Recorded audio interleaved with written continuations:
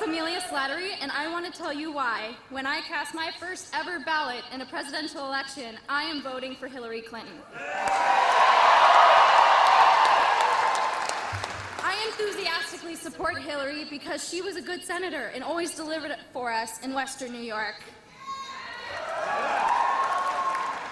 I support Hillary because she wants to see unpaid family medical leave become paid family medical leave. President Bill Clinton signed the Family Medical Leave Act before I was born. Because of that bill, my mom didn't have to worry about losing her job when I had to spend 3 weeks in the Cleveland Clinic because of my chronic disease, psoriatic arthritis. I support Hillary because she wants to make college affordable.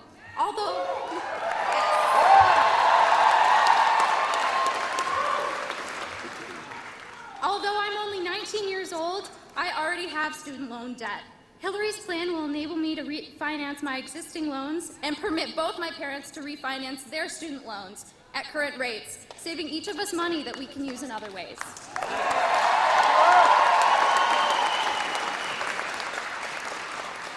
I support Hillary because I know she will do all that she can to close the wage gap.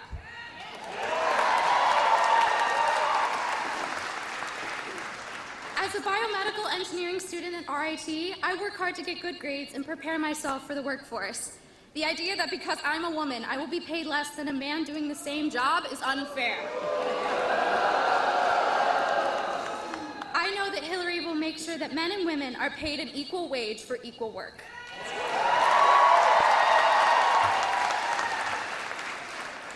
I support Hillary because she has been and continues to be an advocate for women's health and reproductive rights.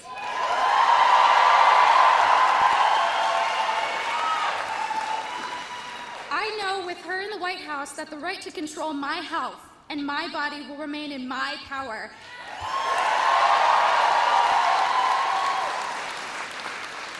And not be determined by someone who thinks that they know what's best for me.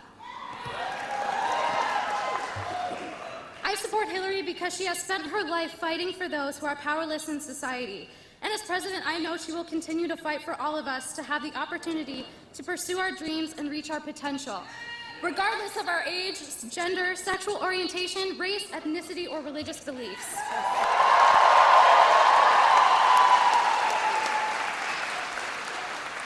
I enthusiastically support Hillary because she is the person that I want fighting for me, because I know she will never give up fighting for us. Please help me welcome the next President of the United States, former Senator.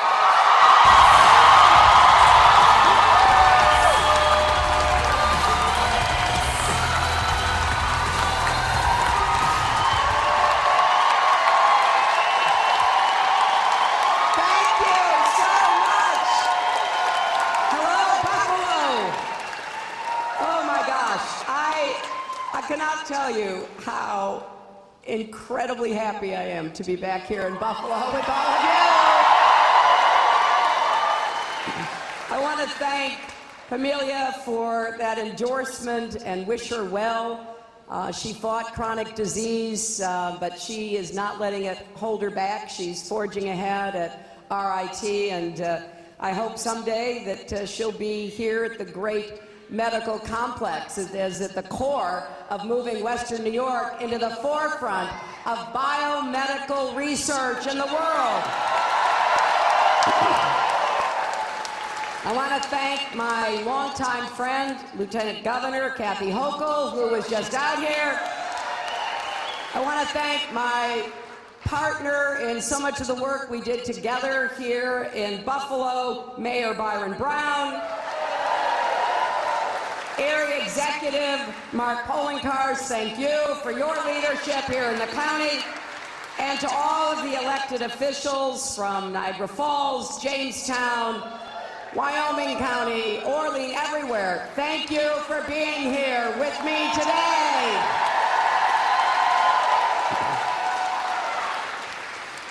You know, ever since I first came to Buffalo when I was running for the Senate, I have just felt a connection to this city and to Western New York, and it has been one of the great honors of my life to see the work we've done, the transformation that has taken place since my very first trips here back in 2000.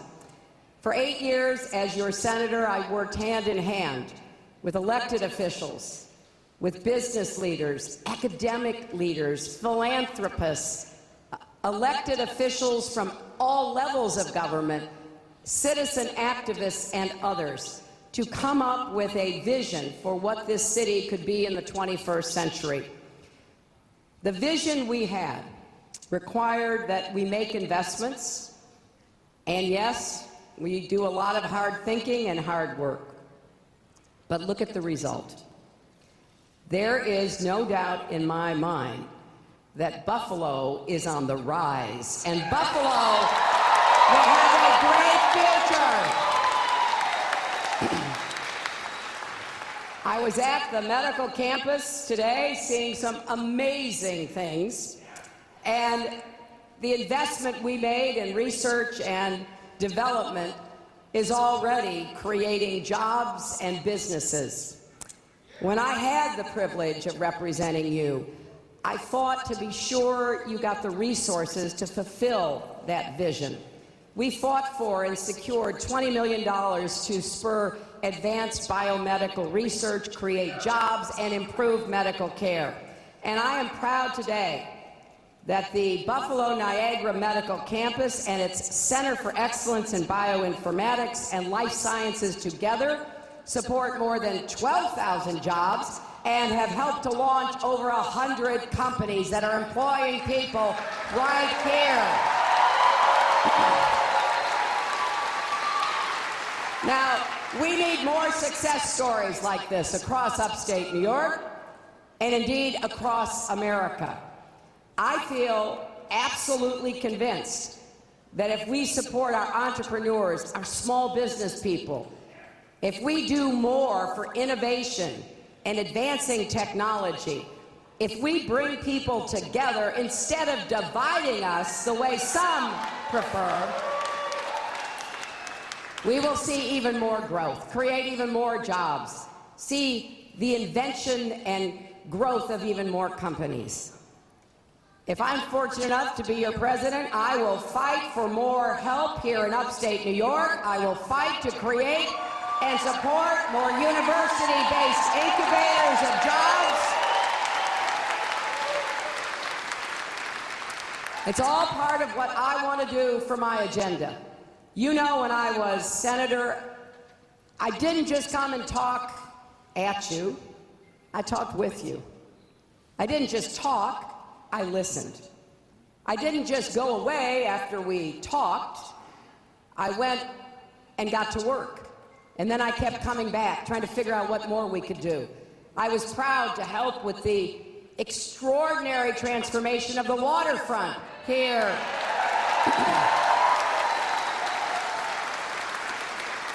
I worked my heart out to save the Niagara Air Reserve Station.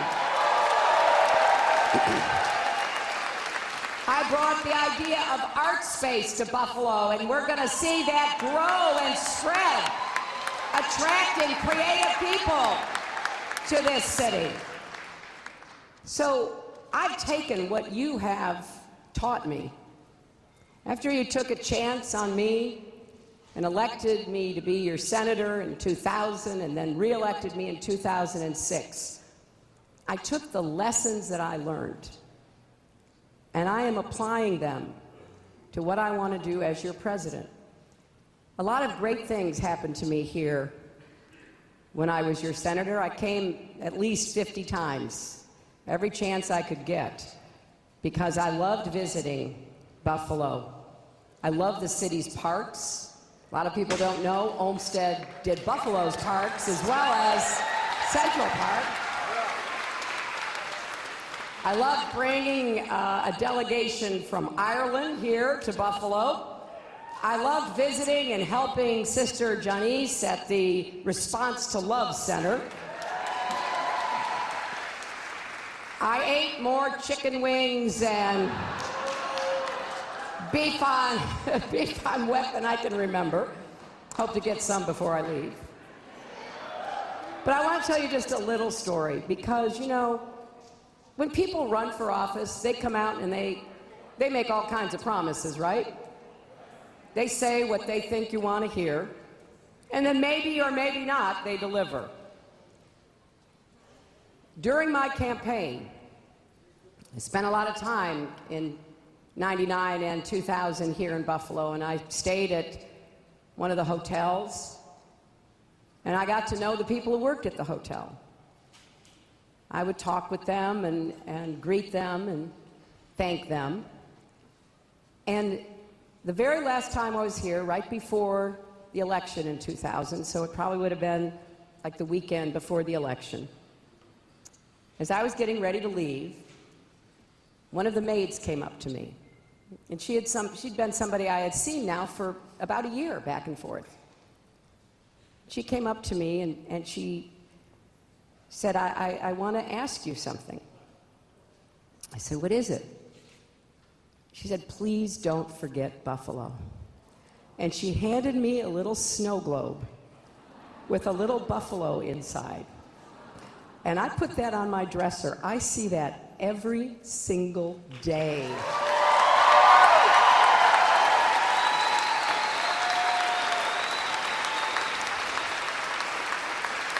I'm not going to forget Buffalo. I'm not going to forget Niagara Falls. I'm not going to forget Jamestown. I'm not going to forget Western New York.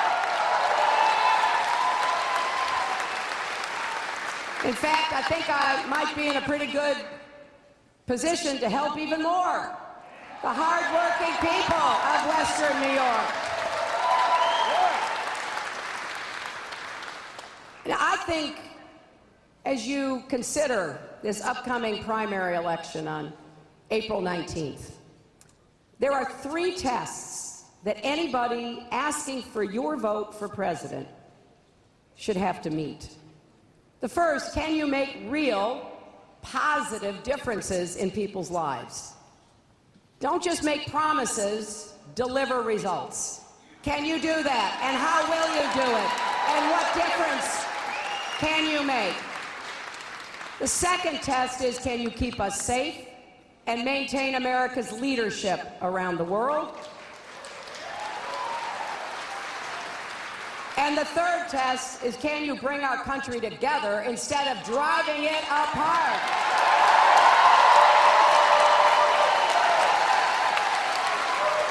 Now, as to the first test, I have laid out what I want to do to help create more good jobs with rising incomes. I've talked about how I believe that we can build on the economic recovery we've experienced, but go even further. And I've tried to be as specific as possible, because I think I owe it to you. Just like when I ran for the Senate, I said I was going to work to improve the economy. I was going to be a senator, 1 out of 100, but I looked for every way I could deliver results. Well, I think when we look at the economy, we have to recognize that there has to be a plan. And that's why I've laid out the following. Number 1, we need more infrastructure jobs for our roads, our bridges, our tunnels, our ports, our airports. And not only what we can see, what we can't see. Water systems, sewer systems, pipelines. We need to expand high-speed, affordable internet connectivity to every part of Western New York and America.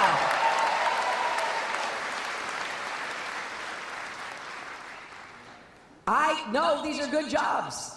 These would be good jobs. They can't be exported. They're jobs that have to be done right here at home. And the same is true about advanced manufacturing. I saw today at the medical campus what is being done there that is going to create new medical devices, new tools to help save people's lives and make us healthier. And what I'm excited about is with this kind of advanced manufacturing, there's no reason it can't be done right here in Erie County or Niagara County or anywhere else in Western New York. 3D printing is going to revolutionize advanced manufacturing. I actually saw some of the pieces that were made by 3D design and production that are being used to save lives right now. It's being done on the campus. There are, as I said, over 100 businesses that have been created because of the investments we made in the campus. And a lot of those companies are going to have new products. They're going to have to make them somewhere. I want them made right here. And as your president, I will provide tax incentives to make it in America, not somewhere else.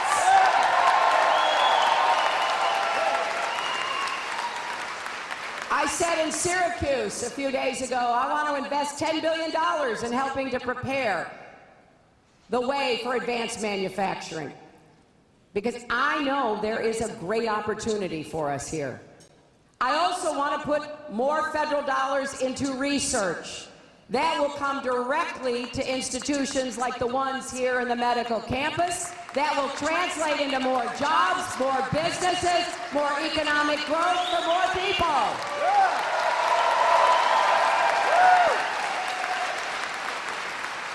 We cannot lose the American advantage in research. We used to dominate the world. And then our Congress got this crazy idea that we didn't need to invest federal funds in research. That's how we make the progress we've made in medical advances, technology advances, and so much else. So we need to get back to that because it has a big payoff. I also want us to combat climate change by investing in clean, renewable energy.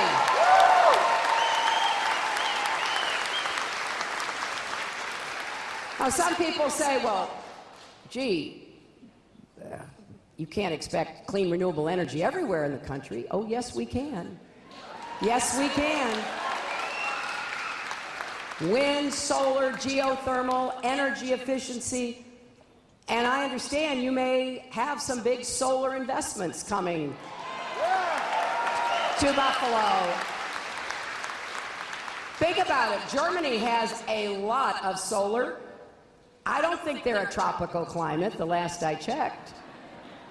There's no reason, given the intellectual capital and the hardworking people here and the innovative entrepreneurial energy, that we can't have clean, renewable energy.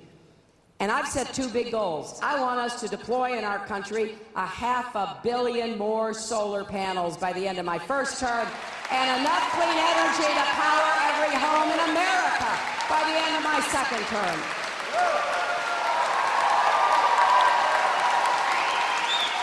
Now, this is a big difference between me and the Republicans. You ask them about climate change, they all say the same thing. Well, I don't know, I'm not a scientist. And I've been going around, I don't think they're actually listening, but I've been going around and saying, well, go talk to a scientist. Go to the University of Buffalo. There are a lot of people there who can explain climate change to you.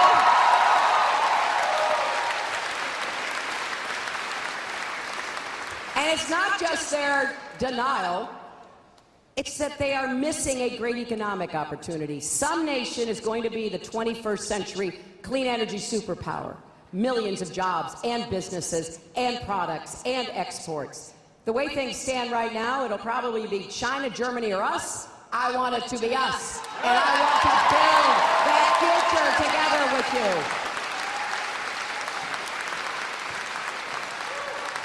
And I'm going to do more to support small businesses, particularly ones by young people and minority and women-owned small businesses.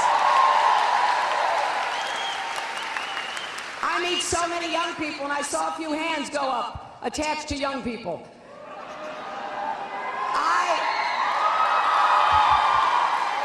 I know that a lot of young people want to start businesses.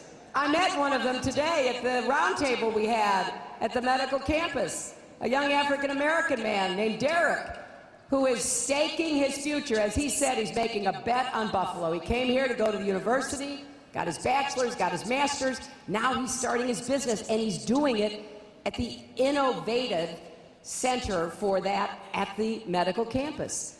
I want to be a small business president. We're going to get a lot of jobs if we once again support people with the dreams, the hard work, and commitment to start and grow a small business. And that can happen all over Western New York. And I'm very proud that under Governor Cuomo's leadership, the minimum wage was raised.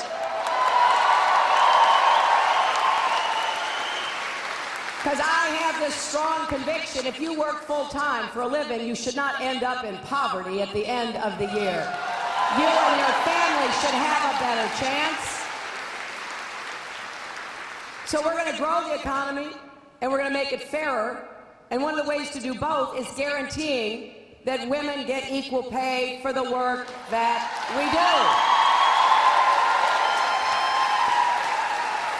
Now, this is not just a women's issue, although of course it is. It's a family issue. If you have a mother, a wife, a daughter, a sister who is working, it's up to all of us to make sure she's being paid fairly.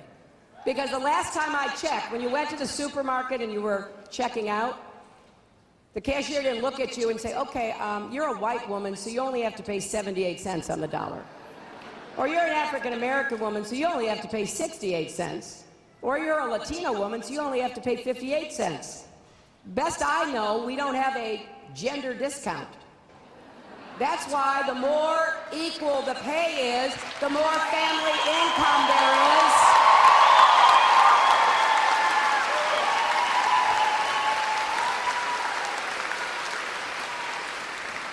So it kind of adds up, I think. Now, everything I've just said, the Republicans disagree with. Right? I mean, you listen to them and it's almost hard to believe. I shake my head. And I have to listen to them a lot. So when you hear that they don't want to really invest in infrastructure and they don't believe we can manufacture again in the United States, and they don't want to do anything about climate change or clean renewable energy to speak of, they don't want to raise the minimum wage, and equal pay, as far as they're concerned, is not an issue. That just proves that the economy is going to be at the core of the general election. And I'm looking forward, if I'm so fortunate enough to be the nominee, to debating whoever they end up nominating about the best way to create jobs and raise incomes.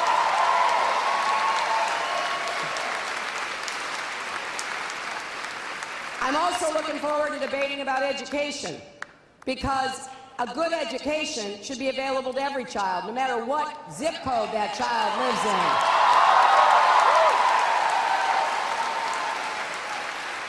And I think more kids will be able to do better if they have early childhood education, universal pre-kindergarten.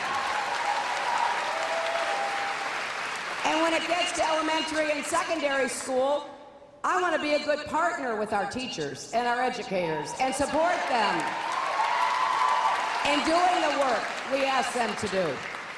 And then, as you heard from the Lieutenant Governor, I have a plan to give you debt-free tuition at any public college or university.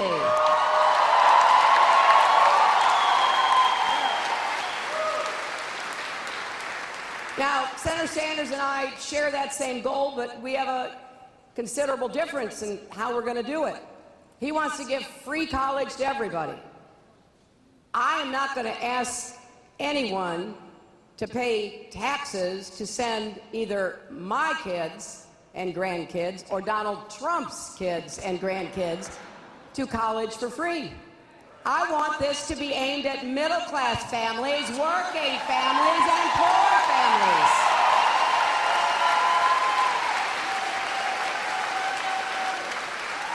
That's where the problem is. So let's focus on solving the problem we have. And Senator Sanders' plan requires something that I think is going to be very hard to achieve. He has promised that he could get 2/3 of the money for free college, but the other third would have to come from governors, including Republican governors. And the last time I checked, they were cutting higher education as fast as they could. So now I do believe in deathbed conversions. But I think it would take a pretty big change of heart for Republican governors like some of the ones we've got in our country right now to put money into free college. So what I'm doing is saying we can manage debt-free so you don't have to borrow any money. I do want students to work 10 hours a week because that helps keeps the costs down, which is going to enable us to give more kids that chance. And I want us to be sure that we tackle the student debt problem at the same time that is already weighing down young Americans and their families. And to me, it makes absolutely no sense. If you can refinance a mortgage or a car payment, you ought to be able to refinance your student debt.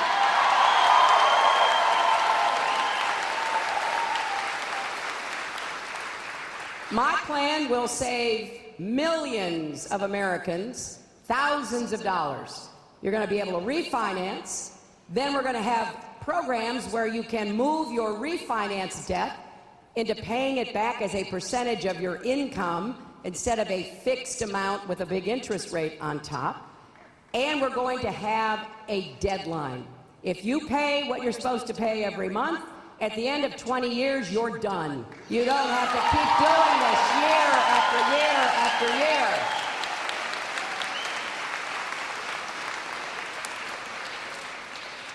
I also want to keep working on health care. You know, before there was something called Obamacare, there was something called Hillary Care. And we tried, but you know, we got beaten by the insurance companies and the drug companies. I learned a lot from that loss. And so after it happened, I turned around and worked with Democrats and Republicans to set up the Children's Health Insurance Program, which provides health insurance to 8 million kids around our country.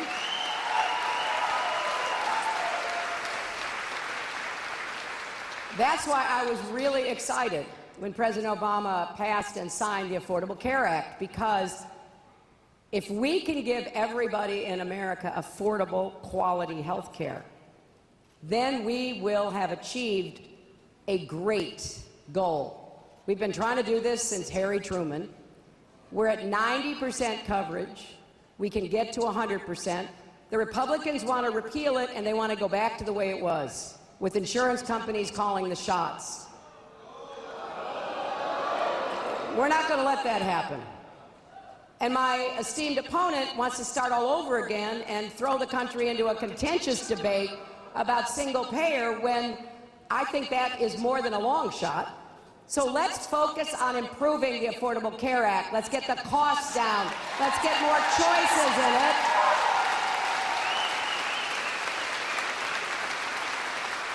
And I am going to work to lower the cost of prescription drugs, which are skyrocketing. I also want to make sure that we treat mental health like health. And so,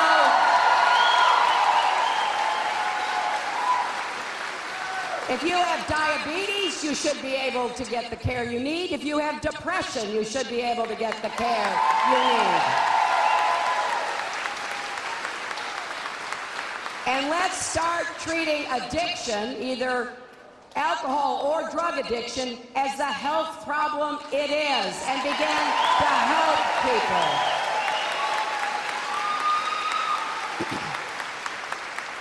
Now, I've laid all this out, and you can go to my website, hillaryclinton.com, and see how I pay for it. And the reason I want you to know is because I want you to vote for me on the basis of an agenda that we're going to do together, that we're going to make progress together.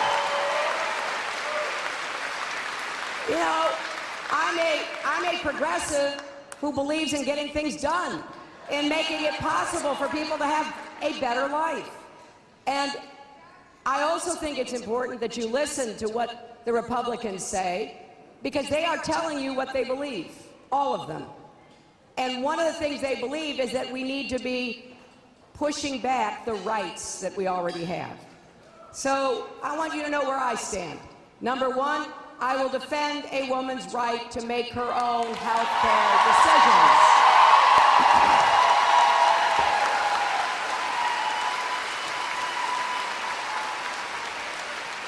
And when Donald Trump says, you know, women and doctors should be punished, it raises really serious questions that people have to pay attention to. Don't just ignore it. It could be a very real threat.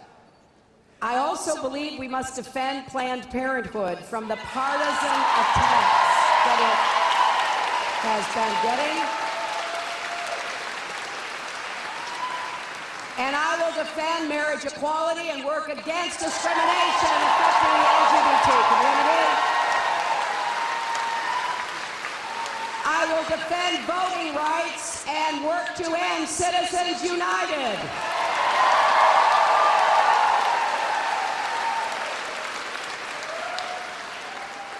I will also work for common sense gun safety reforms to keep Americans safe. So I have a robust agenda that I want to work on your behalf, but I know it doesn't happen just because I'm telling you it. It doesn't happen just because I want it to happen.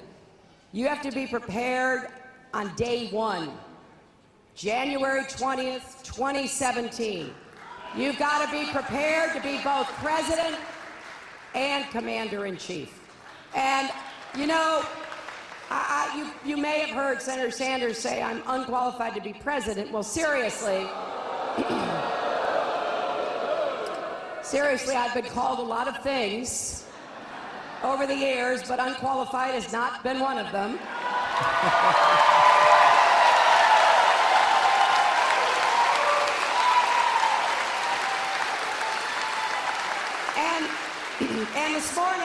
And this morning, he finally acknowledged that, of course, he doesn't really believe that. This is all pretty silly. The question in this election should be who can actually get things done. Who can tell you what they're going to do, demonstrate they know how to get it done, and when in office, work at it every single day.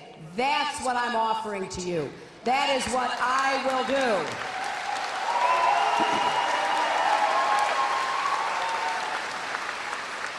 Now, I also know that the second test is as important. Can you keep us safe? Now, I feel strongly about this because New York was attacked on 9/11 when I was senator. So I know that you've got to be vigilant, you've got to be prepared, and you have to work with other people. You have to work with other nations. You've got to bring everybody in our country together. I am absolutely devoted to that. And I took part in probably the most significant counterterrorism action we've ever taken, and that is the decision to go after bin Laden. And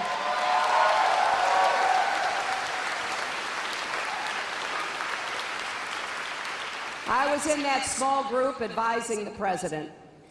And he heard us all out. I advised him to go forward, but ultimately it is the president's choice. And I was very grateful that he chose to go forward and to bring bin Laden to justice and to make it clear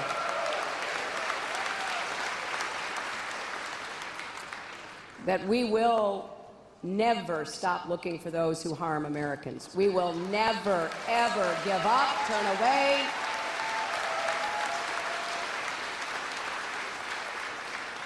And you know, the final test is, can you unify us?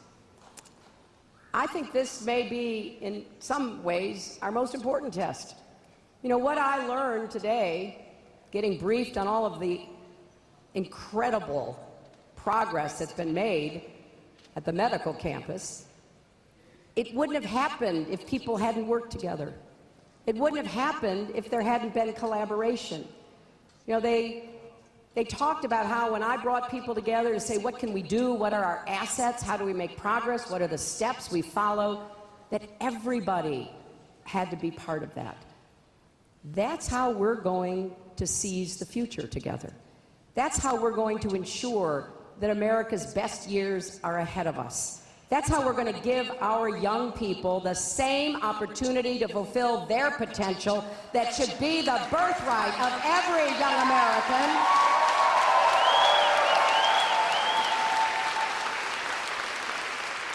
And people ask me all the time, well, how do you get things done in this very partisan atmosphere? Well, I can tell you what I did, both as First Lady and Senator, and then even as Secretary of State.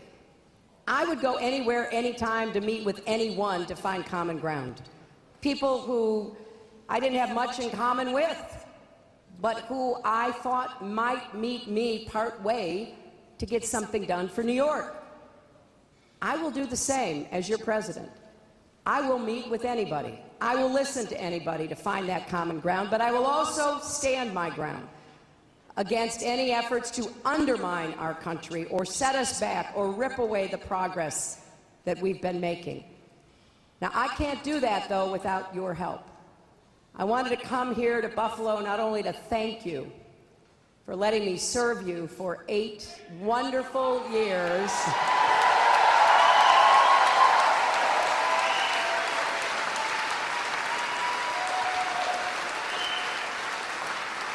but to ask you to join me in this campaign, to be part of forging our path forward, maybe to take some big steps together and to see the results that we can get. The primary on April 19th is a very significant one because it will in many ways decide what happens in this nominating race. I feel very good about where I am, but I take nothing for granted.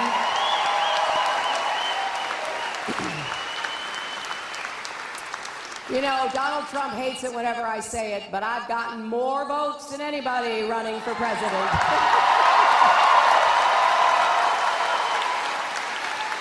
I've gotten 9 million votes, 1 million more than he's gotten. And 2.5 million more than Senator Sanders. So we're bringing people out, and then we're also getting delegates. I've got a big lead in delegates, but I don't take anything or any place for granted, especially a place that I love as much as Western New York. So I need your help. I need your help in the next days. I hope you will be part of this campaign. Make some calls, knock on some doors, talk to your friends and your neighbors and your colleagues. Let's have a big New York vote, and then help me again when I come back in November to be your president.